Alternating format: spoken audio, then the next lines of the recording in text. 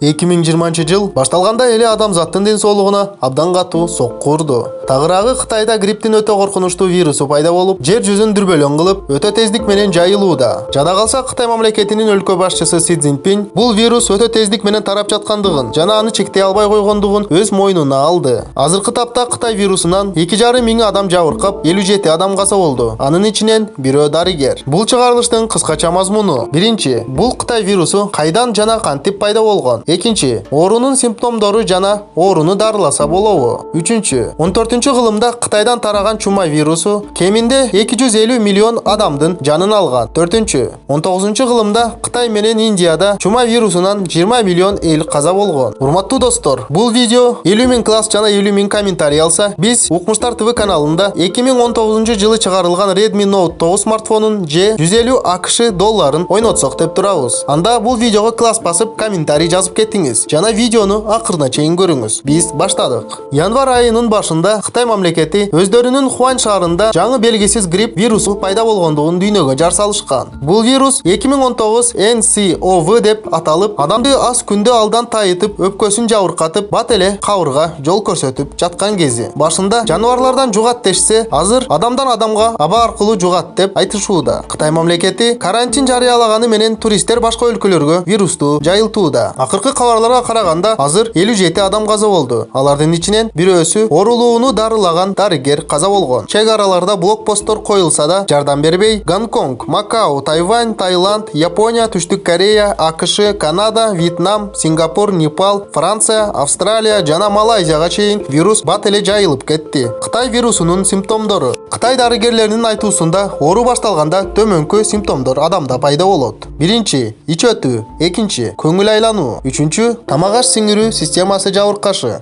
Төртүнчү, баш ооруп жана жүрөктүн бат согушу. Кээ бир учурларда дене температурасы көтөрүлбөйт. Азыркы учурда бул вируска каршы дары табыла элек. Биз тарых барактарына көз чаптырып, Кытайдан буга чейин коркунучтуу вирус тараганбы деп суроо салсак, дүйнө элин эки жолу кырган чума вирусу тараган экен. 551 жылдан 581 жылга чейин кара өлүм же чума оорусу болжол менен 150 миллион адамдын өмүрүн алып, адамзатты чөгөлөтүп, жер жүзүн анык эле тозокко айланткан. Бул пандемия Египетте башталып, кеме аркылуу жер жүзүнүн ар бурчуна тарап кеткен. Хам болобу, кул болобу, эч кимди аяган эмес. Ошол кездеги Византиянын падышасынын атынан Юстиниан биринчи чумасы деп ошол оору аталып калган. Чума пандемиясы кайрадан кайталышы мүмкүнбү? Ооба. Далилдер. Юстиниан биринчи чумасынан 8 кылым өткөн соң Кытайда жаңы чума пандемиясы башталган. Тагыраагы Кытайдын бир шаарында башталып, башка шаарларга жайылып, Кытайдын күл талканын чыгарып, Европаны көздөй багыт алган. Оору Орусияга жеткенде миллиондогон адамды кырып, Крым шаарынан кемедеги адамдар жана учкандар аркылуу Европага тарап кеткен. 1346 жылдан 1353 жылдары Европанын жарым элин кырып, тим болбостон дүйнөнү аралап кеткен. Ошол жылдары болжол менен 100-150 миллион адам чумадан каза тапкан. Жер жүзүндө адамзаттын саны өз калыбына келгенчекти көп кылымдар талап кылынган. Оору аба аркылуу тарагандыктан адам жөтөлүп чүчкүрсө, жада калса дем алганда да оору башка адамдарга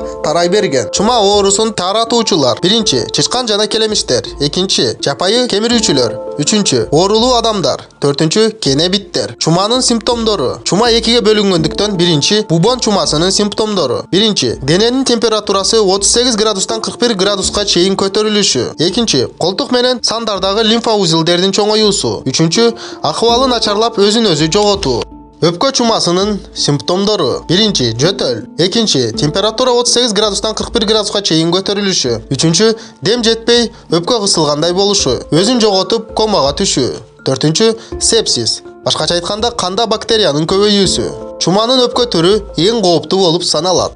Дарылоо. Орто кылымдарда чуманы дарылай алышчу эмес. Шишикти же кесип, же ысык темир менен күйгүзүп салышчу. Эч ким себебин билбегендиктен дарылоону да билишчү эмес. Дары катары винодон баштап жыландын уусуна чейин адамдар колдонушкан. 13-кылымдан баштап карантин киргизиле баштаган. Өлүктөрдү жерге көмбөй, өрттөгөндө гана чума азая баштаган. Ысык температурада өлтүрүлгөн чума таякчаларынан биринчи болуп чума вакцинасын Владимир Хавкин 20-кылымдын башында ойлоп тапкан. Бирок анын эффектүү эффективдүүлүгү аз болгондуктан өзүнө өзү вакцинаны сынап көрүп, тирүү вакцинаны Покровская Магдалина Петровна ойлоп тапкан. Чуманы дарылоодо чоң секирикти СССР дарыгерлери жасашкан. Тагыраагы 1947 жылы Маньчжурияда чумага каршы биринчи жолу дүйнөдө стрептомицин колдонуп көрүшкөн. Жыйынтыгында бардык оорулуу жакшы болуп, жада калса өпкө чумасы менен ооруган үмүтүн үзгөн адам дагы жакшы болуп кеткен. Азыркы учурда чума оорусун антибиотик жана сульфаниламидтер менен эффективдүү дарылашууда. Алдын алуу максатында чек арада блокпосттор коюлуп, карантин колдонулат. Урматтуу көрүүчү, эмки чыгарылышта эмне жөнүндө көргүңүз келет? Оюңузду комментарийге калтырып кетиңиз.